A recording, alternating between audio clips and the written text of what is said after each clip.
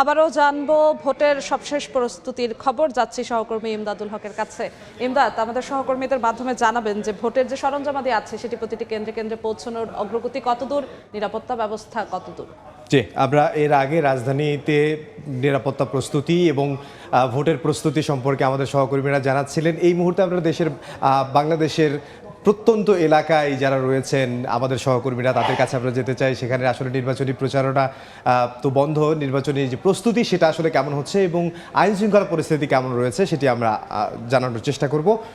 Vote উপলক্ষে কেন্দ্রে কেন্দ্রে পাঠানো হচ্ছে নির্বাচনী সরঞ্জাম। এই মুহূর্তে রাজশাহীতে আছেন সহকর্মী মওদুদ রানা, খুলনায় আব্দুল্লাহ মামুন রুবেল এবং সাতক্ষীরায় আছেন মমতাজ আহমেদ বাপি। সরাসরি প্রথমে আমরা যাব রানার কাছে।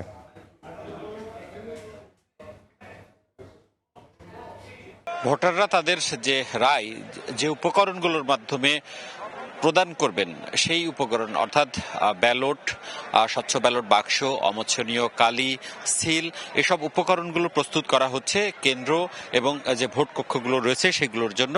সেটির প্রস্তুতি শেষ হলেই বিতরণ শুরু হবে। আমরা দেখছি যে এখানে প্রিজাইডিং অফিসাররা যারা রয়েছেন, আইন শৃঙ্খলা রক্ষাকারী বাহিনীর সদস্য যারা রয়েছেন তারা অপেক্ষা করছেন এবং সহকারী প্রিজাইডিং যারা রয়েছেন তারাও অপেক্ষা করছেন। সহকারী রিটার্নিং কর্মকর্তারা বলছেন যে অল্প কিছুক্ষণের মধ্যে অর্থাৎ 12টার দিকে এটি বিতরণ শুরু হবে এবং প্রতিটি কেন্দ্রে 4 জন পুলিশ সদস্য এবং 13 জন আনসার সদস্য তাদের যে উপকরণগুলো রয়েছে সেই উপকরণগুলো নিয়ে যাবেন, ভোট কেন্দ্র প্রস্তুত করবেন এবং বিকেলের মধ্যেই তাদের যে প্রস্তুতি সেটি সম্পন্ন হবে, এমনটি আমাদেরকে বলছেন জেলা রিটার্নিং কর্মকর্তা। আমরা যেটি জানতে পেরেছি, রাজশাহী জেলায় 778টি ভোট কেন্দ্র রয়েছে এবং এই 6টি সংসদীয় আসনের প্রত্যেকটি উপজেলা থেকে এই ভোটের যে উপকরণগুলো রয়েছে সেগুলো বিতরণ করা হবে এবং বিতরণের পরপর দুপুর পর্যন্ত সেগুলো এখানে বিতরণ করা হবে। দুপুরের পর থেকেই কেন্দ্রগুলো প্রস্তুত করা হবে আগামীকালের ভোট গ্রহণের জন্য।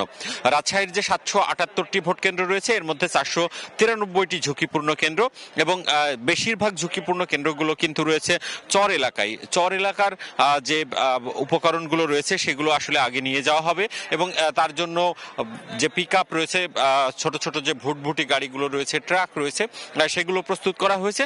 সেগুলোতেই আসলে সব মালামাল নিয়ে যাওয়া হবে এবং রিটার্নিং কর্মকর্তা যেটি বলেছেন যে তারা দুপুরের মধ্যেই এই বিতরণ প্রক্রিয়া শেষ করবেন এবং নির্বিঘ্নে সুন্দরভাবে যাতে কেন্দ্রে কেন্দ্রে পৌঁছায় সে ব্যাপারে তারা মনিটরিং করছে।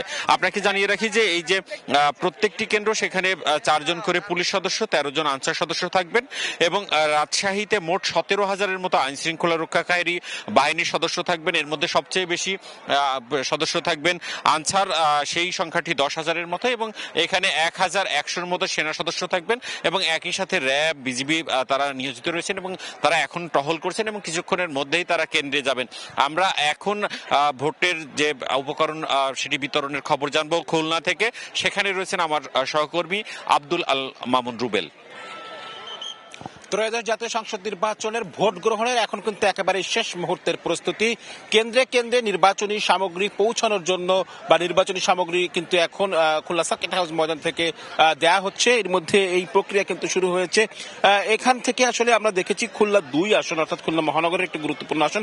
এই আসনের যে 157টি ভোট কেন্দ্র রয়েছে সেই ভোট কেন্দ্রের যে নির্বাচনী সামগ্রীগুলো রয়েছে এর মধ্যে ব্যালট বক্স, এছাড়াও অমোচনীয় কালি, প্যাড সহ যে সামগ্রীগুলো রয়েছে সেগুলো কিন্তু একজন সহকারী প্রিজাইডিং অফিসারের কাছে ওই কেন্দ্রের বুঝিয়ে দেওয়া হচ্ছে। পাশাপাশি সেটি আসলে কেন্দ্রে পৌঁছানোর জন্য কিন্তু যানবাহনগুলো এখানে আসলে উপস্থিত হয়েছে এবং তার সঙ্গে নিরাপদ যাতে এটি এসে পৌঁছাতে পারে কেন্দ্রে তার জন্য কিন্তু পুলিশ সদস্য এবং আনসার সদস্যরা রয়েছেন এবং এখানে কিন্তু আনসার সদস্যরা সকাল থেকে এখানে আসলে উপস্থিত হয়েছেন এই সার্কিট হাউস মাঠে সব সামগ্রী গ্রহণের জন্য এবং শেষ মুহূর্তের যে নির্দেশনাগুলো রয়েছে সেই নির্দেশনাগুলো কিন্তু আসলে এখানে বুঝিয়ে দেওয়া হচ্ছে এবং এখান থেকে কিন্তু সেই নির্দেশনাগুলো নিয়ে যারা আনসার সদস্য রয়েছেন প্রতিটি কেন্দ্রে কিন্তু 13 জন করে, সাধারণ কেন্দ্রে 13 জন করে আনসার সদস্য উপস্থিত থাকার কথা রয়েছে, দায়িত্ব পালন করার কথা রয়েছে।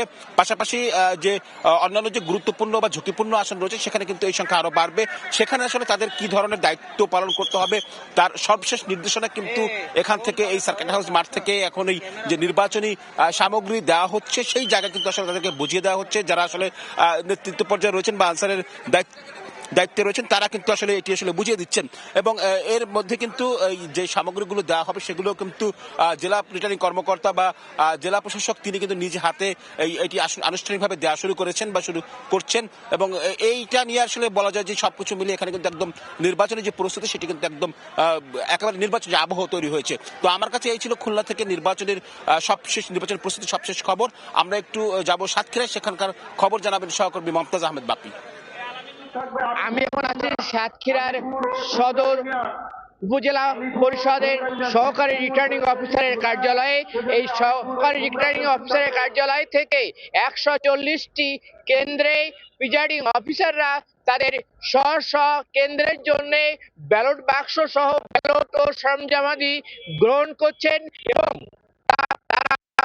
বিভিন্ন ভ্যানে এবং মাহেন্দ্রে করে নিয়ে যাচ্ছে কেন্দ্রে এবং তাদেরকে সঙ্গে নিরাপত্তার দায়িত্বে রয়েছে পুলিশ এবং আনসার ব্যাটালিয়ানের সাথে ট্র্যাক আরো রোডের যে টহল রয়েছে বিজিবি, সেনাবাহিনী এবং র্যাবের দল এখান থেকে বিশেষ নিরাপত্তার সাথে কেন্দ্রে নিয়ে যাচ্ছে প্রিজাইডিং অফিসার ও সঙ্গে রয়েছে পোলিং অফিসাররা।